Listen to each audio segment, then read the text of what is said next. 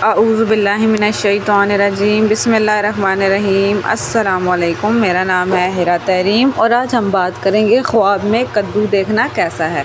तो अगर आप ख्वाब में कद्दू के मतलब किसी और ताबीर के बारे में जानना चाहते हैं तो काइंडली इस वीडियो को आखिर तक लाजमी देखिएगा। आइए तो शुरू करते हैं। ख्वाब में कद्दू देखना कैसा है। अगर बीमार ख्वाब में कद्दू देखे तो ये उसके लिए शिफा याबी का इशारा है, और अगर कैदी ख्वाब में कद्दू देखे तो ये इसके रहाई की अलामत है। और अगर कोई तंदुरुस्त आदमी ख्वाब में अपने आप को सालन में पका हुआ कद्दू खाता देखता है तो जितना कद्दू उसने खाया है उतना ही इल्म उसके सीने में महफूज होगा, या उसे अपनी कोई गुमशुदा चीज़ मिल जाएगी, या वो मुख्तलिफ़ चीज़ों को इकट्ठा करेगा।